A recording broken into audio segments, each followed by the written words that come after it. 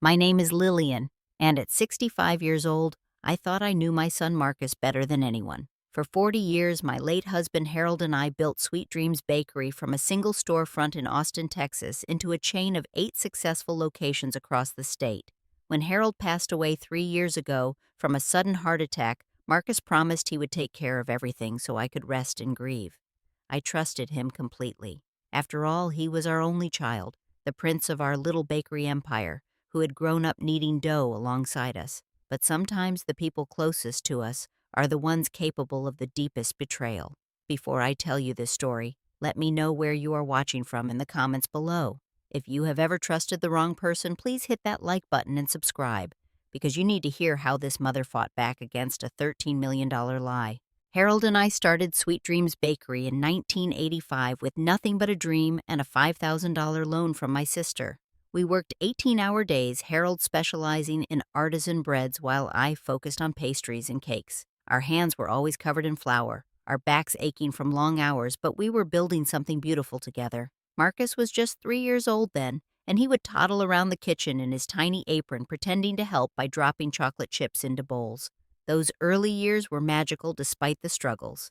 Harold would wake up at 4 in the morning to start the bread, and I would join him by 5 to begin the pastries.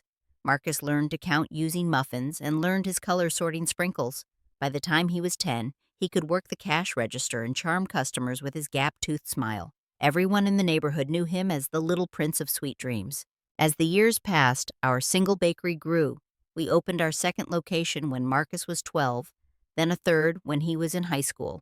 By the time he graduated college with a business degree, we had 6 locations. Harold always said Marcus had inherited our work ethic and business sense. He seemed destined to carry on our legacy. When Harold suffered his massive heart attack in late 2022, our world shattered. He was only 62, still full of plans and dreams for expanding the business. Marcus, who was 39 at the time, stepped up immediately. He held me while I cried, handled all the funeral arrangements, and promised he would manage the business so I could focus on healing. I was grateful beyond words. The grief was overwhelming, and the thought of dealing with payroll suppliers and daily operations felt impossible. Marcus had been working with us for several years after college, learning every aspect of the business. When he said he would handle everything, it felt like a blessing. Those first few months after Harold's death, I barely left the house.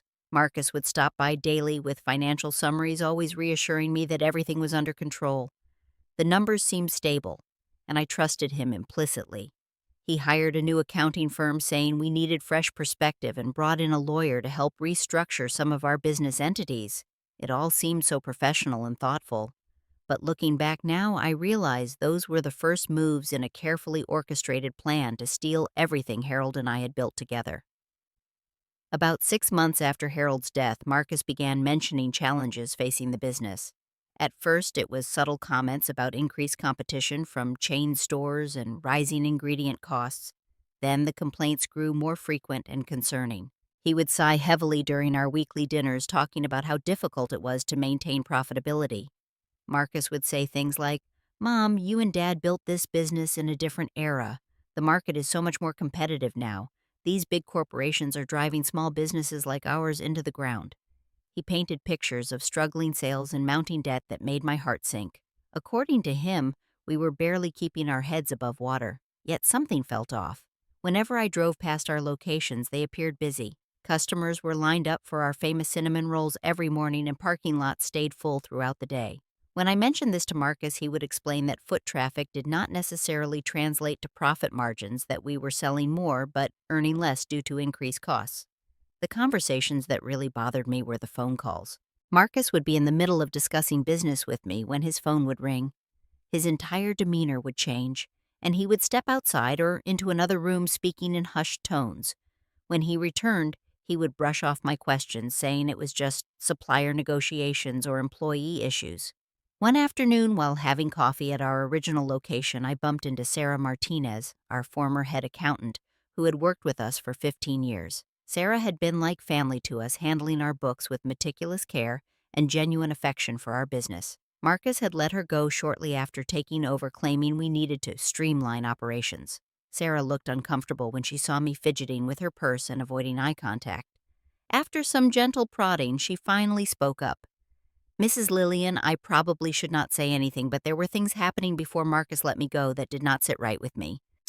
She glanced around nervously before continuing. "He brought in that new accounting firm and immediately restricted my access to certain financial records. When I asked questions about discrepancies, I had noticed he told me I was overstepping my boundaries." My stomach dropped. Sarah had never been one for drama or gossip. If she was concerned enough to speak up, something was seriously wrong. She suggested I review the legal documents and ownership papers from when Harold was alive to make sure I understood exactly what rights I still held in the company. That evening, I went through Harold's old filing cabinet in our home office. Harold had been meticulous about keeping copies of everything. As I sorted through insurance policies, partnership agreements, and corporate filings, a clear picture emerged. Despite what Marcus had implied about me being a passive beneficiary, I actually owned 45% of the company outright. Marcus held 30%, and Harold's remaining 25% had not been officially transferred to anyone yet. I was not just Harold's widow depending on my son's generosity. I was a major shareholder in Sweet Dreams Bakery with legal rights and decision-making power that Marcus seemed to be conveniently forgetting. The next morning, I made a decision that would change everything. I called Janet Rodriguez, a private investigator recommended by my neighbor who had used her services during a messy divorce. Janet was a no-nonsense woman in her 40s who specialized in financial fraud cases. When I explained my situation, she immediately understood the red flags. Within 2 weeks, Janet uncovered information that made my blood run cold. Marcus had been secretly negotiating to sell Sweet Dreams Bakery to Golden Gate Hospitality Group, a corporation that specialized in acquiring regional food chains. The proposed sale price was $12.8 million, with an additional $400,000 in broker fees, bringing the total to $13.2 million. Janet showed me copies of emails between Marcus and the buyer's discussions of timelines and preliminary contracts that had already been signed. Reading those documents felt like watching my life's work being auctioned off without my knowledge or consent. Harold and I had poured our hearts, souls, and bodies into building something special, and Marcus was treating it like a commodity to be sold to the highest bidder. But the truly devastating part was Marcus's plan for how to handle my ownership stake. According to the internal communications Janet had obtained, Marcus intended to tell me that the company had massive hidden debts and could only be sold for $50,000. After paying off the fictitious debts, he would present me with a check for $10,000 as my share, claiming it was all that remained after settling our obligations. Marcus had hired a lawyer to create false financial statements showing the business as nearly bankrupt. They had manufactured fake invoices, created fictitious loan documents, and prepared a completely fraudulent picture of our financial situation. The level of planning and deception was breathtaking in its audacity and cruelty. Even worse, Janet discovered that Marcus had been systematically transferring company assets to accounts controlled by himself and his wife Amanda. Equipment, real estate holdings, and even some of our trademark protections had been quietly moved out of the main corporate structure into entities that I had no access to or knowledge of. Sitting in Janet's office, staring at the evidence spread across her desk, I felt like my world had collapsed for the second time in 2 years. Losing Harold had been devastating, but this betrayal by Marcus felt like a different kind of death. This was the child I had nursed through midnight fevers, cheered at Little League games, and celebrated through graduations and promotions. The boy who used to fall asleep in my lap while I read him bedtime stories was now systematically stealing everything his father and I had built. I remember Harold's words from just before he died. He had been concerned about changes he was seeing in Marcus, a growing sense of entitlement and impatience with the slower pace of small business growth. Harold had gently suggested that maybe we should consider bringing in outside management or restructuring our succession plans, but I had dismissed his concerns as overthinking. I wished desperately that I had listened to my husband's instincts. That night, I called in sick to the family dinner Marcus had planned and spent hours crying alone in the house Harold and I had shared for 30 years. I felt foolish, betrayed, and utterly alone in the world.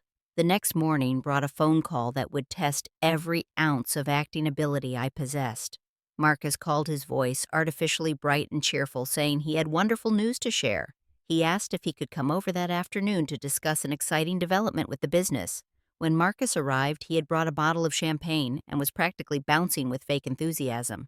He sat me down in the living room where Harold and I used to watch television together every evening and launched into his carefully rehearsed presentation. Mom, I know these past few years have been really tough financially for the business, but I have incredible news. Marcus began his smile so genuine that for a moment I almost forgot what I knew. I finally found a buyer who is willing to take on our debt load and give us something for our equity. He went on to explain that the business had accumulated substantial hidden debts that he had been shielding me from out of concern for my emotional well-being during my grief. According to his story, we owed nearly $800,000 to various creditors, suppliers, and tax authorities. The fictional buyer was willing to pay $50,000 for the business and assume all our obligations. After we pay off what we owe, your share comes to about $10,000, Marcus said, pulling out an envelope with a check already written. I know it is not much, but at least you will not have to worry about ongoing debts or legal problems. You can just enjoy your retirement. The performance was masterful. Marcus managed to look simultaneously regretful about the low amount and proud of himself for finding any buyer at all. He kept emphasizing how much work it had taken to negotiate even this small amount and how relieved I should feel to be free of all business responsibilities. While he talked, I was screaming inside. Here was my son looking me directly in the eyes, lying with such skill and conviction that I understood how thoroughly he had planned this betrayal. This was not a moment of weakness or poor judgment. This was a calculated, premeditated theft that had been months in the making. But I had spent the previous week preparing for this moment with Janet and my own lawyer, Thomas Wilson, who had been Harold's close friend and legal advisor for 20 years. I knew exactly what Marcus was doing, and I had my own plan ready to execute. I forced myself to smile and appear confused in the way Marcus expected a grieving, financially naive widow to react. $10,000, I said, letting my voice waver slightly. Harold always said the business was worth so much more than that. Are you sure this is the best deal available? Marcus leaned forward with practiced sympathy, taking my hands in his. Mom, I know this is hard to accept, but the restaurant industry has changed dramatically. What Dad built was amazing for its time, but the market conditions now are just completely different. I have been working day and night to keep us from losing everything entirely. He urged me to sign the papers immediately, claiming the buyer was anxious to close and might withdraw the offer if we delayed. The documents he presented were professionally prepared forgeries that looked completely legitimate on the surface.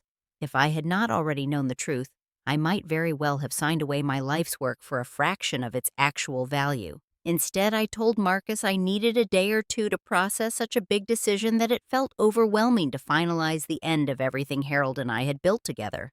Marcus's expression flickered for just a moment with what looked like frustration, but he quickly recovered and agreed to give me until Friday to make my decision. As soon as Marcus left, I called Thomas Wilson and Janet Rodriguez. It was time to spring our trap. Friday morning arrived gray and drizzly, which seemed appropriate for what I was about to do. Marcus had arranged for the final signing to take place at the offices of his lawyer David Morrison in downtown Austin. When I arrived at the sleek glass building, I felt a mixture of nervousness and grim determination. The conference room was set up like a theater for Marcus's final performance. Present were Marcus himself, his wife Amanda, David Morrison, and a man introduced as Robert Chen, who was supposedly representing the buying company. Everyone was dressed professionally with stacks of official-looking documents spread across the mahogany table. Marcus greeted me with a warm hug and guided me to a seat at the head of the table. I am so proud of how you are handling this transition, Mom, he said. I know Dad would be proud too. You are making the smart choice for your future security. Amanda nodded supportively, though she avoided making direct eye contact with me. I had always gotten along well with my daughter-in-law, and I wondered how much she truly knew about Marcus's scheme. The man claiming to be Robert Chen was clearly nervous, shuffling papers unnecessarily and checking his watch repeatedly. David Morrison began explaining the documents using lots of legal terminology to make the process sound more legitimate and complex than it actually was. He emphasized how the buyer was being generous by assuming our debt load, and how fortunate we were to find anyone willing to take on such a financially troubled business. Just as Marcus was about to slide the signature page toward me, the conference room door opened. Thomas Wilson entered, followed by Janet Rodriguez, carrying a briefcase full of evidence. The temperature in the room seemed to drop 10 degrees instantly. "Good morning, everyone," Thomas said with the calm authority of someone who had practiced law for 35 years. I represent Mrs. Lillian Thompson in her capacity as 45% owner of Sweet Dreams Bakery Holdings. Marcus went pale, but tried to maintain his composure. Mr. Wilson, I am not sure why you are here. This is a private family matter that we are handling internally. I stood up slowly, my heart pounding, but my voice steady. Marcus, I think we need to discuss the real value of our family business before I sign anything. Janet opened her briefcase and began laying out documents on the table. The genuine financial statements, the real purchase offer from Golden Gate Hospitality Group, the emails between Marcus and the actual buyers, and the forensic accounting analysis that showed the company's true worth of $13.2 million. Your son has been negotiating to sell this business for nearly $13 million while planning to tell you it was only worth $50,000, Thomas said, his voice cutting through the silence like a knife. Marcus tried to bluster his way through. This is all a misunderstanding. Those documents are old, from before we discovered the full extent of our financial problems. But Amanda had started crying quietly, and the fake Robert Chen was already gathering his papers and heading for the door. David Morrison looked like he wanted to disappear through the floor. I looked directly at Marcus, this man who had grown from the sweet boy who used to help me frost cupcakes into someone I barely recognized. 40 years, Marcus. 40 years your father and I put into building something we could be proud of, and you were going to steal it from me for $12 million while giving me $10,000 and making me grateful for it. The mask finally slipped completely from Marcus's face. Gone was the caring son protecting his grieving mother. In its place was someone angry at being caught, someone who felt entitled to what he was taking. You do not understand business, Mom, he snapped. You never did. Dad handled everything, and now that responsibility falls to me. I was trying to secure our family's financial future, and you are ruining it with your paranoia and these ridiculous accusations. But the evidence was overwhelming, and everyone in that room knew it. The carefully constructed lies crumbled in the face of bank records, email communications, and professional valuations. Marcus's lawyer quietly excused himself, clearly unwilling to be associated with what was obviously fraud. The meeting ended with Marcus storming out Amanda sobbing apologies she claimed not to understand, and the fake buyer long gone. Thomas informed Marcus that any attempt to proceed with selling company assets without proper authorization would result in immediate legal action. I sat in that conference room for a long time after everyone else had left, staring out the window at the Austin skyline and thinking about how much my life had changed in the span of an hour. The weeks following our confrontation were a whirlwind of legal activity and emotional devastation. Marcus initially tried to salvage his plan, claiming through his lawyer that I was incompetent to make business decisions due to grief and age. When that approach failed spectacularly in the face of my clearly documented evidence and competent legal representation, he switched to a strategy of trying to negotiate a settlement. Amanda came to see me twice, tears streaming down her face, as she insisted she had known nothing about the extent of Marcus's deception. She claimed he had told her the business was genuinely struggling, and that selling was the best option for everyone involved. I wanted to believe her partly because I had always been fond of my daughter-in-law, and partly because the alternative meant my son had corrupted her as well. Meanwhile, Thomas Wilson and I proceeded with finding legitimate buyers for Sweet Dreams Bakery. The process was emotionally difficult, like preparing to say goodbye to another family member, but I knew I could no longer run the business myself, and I certainly could not trust Marcus with that responsibility. We ended up receiving multiple offers, ultimately accepting a deal with a regional restaurant group that appreciated our brand heritage and committed to maintaining our recipes and employment practices. The final sale price was $13.8 million, even higher than the original appraisal. According to the legal ownership structure Harold had established, I received 45% of the proceeds totaling $6.21 million. Harold's 25% share worth $3.45 million was placed in a trust for Marcus's children, our grandchildren who bore no responsibility for their father's betrayal. Marcus received his 30% ownership stake, about $4.14 million, though it was substantially reduced by the legal fees he had incurred and restitution for company funds he had misappropriated. During the forensic accounting process, we discovered that Marcus had been helping himself to company funds for nearly 2 years before Harold's death. Small amounts at first justified as advances against his salary or reimbursements for business expenses that were never properly documented. Over time, the amounts grew larger and more frequent. The total came to just over $200,000 that had been transferred to personal accounts without authorization. Sarah Martinez, our former accountant, was brought back temporarily to help with the transition. She confirmed that she had noticed irregularities in the books but had been prevented from investigating them thoroughly before Marcus dismissed her. Her testimony became crucial in documenting the timeline of Marcus's deception. The hardest part was not the legal battles or financial complexity. The hardest part was grieving the loss of the son I thought I knew while simultaneously trying to protect myself from the son he had actually become. Every family photo on my mantelpiece seemed to mock me with images of birthday parties and graduations, times when I believed Marcus shared our values of honesty and hard work. Marcus made several attempts to reconcile, but his apologies always came with justifications and excuses that showed he still did not truly understand the magnitude of what he had done. He would say things like, "I was just trying to protect our family's financial future," or "I never meant for it to go this far." But planning to defraud your mother out of millions of dollars does not happen accidentally. I established strict boundaries about future contact. Marcus could see his children at my house with supervision, but I would not be alone with him or allow him access to any of my financial information. Amanda and the grandchildren maintained a relationship with me, though it was forever changed by the knowledge of what Marcus had been capable of doing. In the months that followed the sale of Sweet Dreams Bakery, I found myself facing a completely unexpected chapter of life. At 65, I was suddenly wealthy beyond anything Harold and I had ever imagined when we were working 18-hour days in that first little storefront. But the money felt hollow, tainted by the circumstances that had brought it to me. The initial period was dark.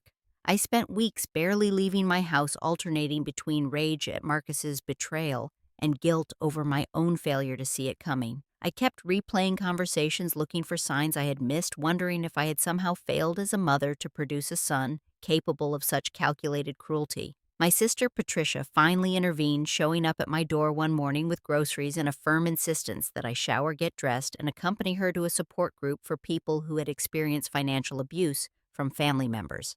I had not even known such groups existed, but Patricia had found one through her church. Sitting in a circle with 8 other people who had similar stories was both comforting and heartbreaking.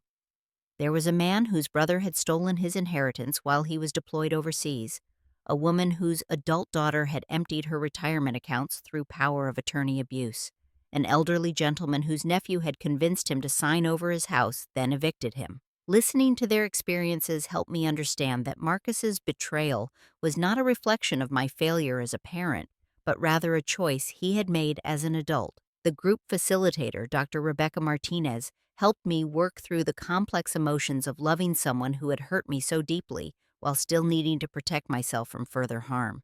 After 6 months of therapy and support group meetings, I made a decision that surprised everyone, including myself. I sold my house in Austin and moved to a small coastal town in Northern California that Harold and I had always talked about visiting someday. With a portion of my money from the business sale, I bought a modest house with a view of the Pacific Ocean and began the process of rebuilding my life. The physical distance from Austin helped create emotional distance from the painful memories associated with every familiar street and building. I started volunteering at a local literacy center, teaching adult education classes to immigrants and helping them develop business skills. Working with people who were building new lives in America reminded me that starting over was possible at any age. I also established the Harold and Lillian Sweet Dreams Foundation, a scholarship fund for young people from low-income families who wanted to study business or culinary arts. Creating something positive from the wreckage of my relationship with Marcus felt like honoring Harold's memory while building a legacy that reflected our actual values rather than the greed that had corrupted our son. Sarah Martinez stayed in touch, sending me updates about former employees and occasional photos from bakery reunions. Many of our longtime staff members had found good positions with other local businesses, and several had used their severance packages to start their own food-related ventures. Knowing that our employees had landed on their feet provided some comfort during the difficult transition. About 18 months after the sale, Marcus wrote me a long letter that felt different from his previous attempts at reconciliation. In it, he acknowledged the full scope of what he had done without making excuses or shifting blame. He described the therapy he had been attending and the process of confronting his own sense of entitlement and fear about financial security. Most importantly, He offered to repay the full $200,000 he had taken from company accounts plus interest, even though our legal settlement had not required full restitution. I was not ready to forgive him completely, but the letter represented the first time Marcus had taken full responsibility for his actions without trying to minimize them or justify them. I agreed to supervised visits with the grandchildren and gradual steps toward rebuilding some form of relationship, though I knew it would never be the same. The most profound change in my life was the discovery of my own resilience. For 40 years, I had defined myself primarily through my relationships with Harold and Marcus, seeing myself as half of a partnership rather than a complete person. Learning to trust my own judgment, make my own decisions, and build a life centered on my own values and interests was both terrifying and liberating. On quiet evenings, sitting on my deck watching the sunset over the Pacific, I often thought about Harold and imagined what he would think of how everything had turned out. I believed he would be proud that I had stood up for myself and protected what we had built together. I also thought he would be sad, but not surprised about Marcus given the concerns he had expressed in his final months. The lesson I learned through this whole experience was that trust and naivety are not the same thing. Harold and I had raised Marcus with love and good values, but ultimately each person chooses their own path as an adult. I could love my son while still protecting myself from his capacity for deception and selfishness. Most importantly, I learned that it is never too late to advocate for yourself, even when the person betraying you is someone you love deeply. At 65, I discovered strength I had not known I possessed and built a life that was truly my own for the first time. And if you are watching this story, remember that sometimes the people who should protect us are the ones we most need protection from. But also remember that you are stronger than you know, and it is never too late to fight for what is rightfully yours. Trust your instincts, ask questions, and never let anyone convince you that you are not entitled to the truth about your own life. Have you ever had to stand up to a family member who is taking advantage of you?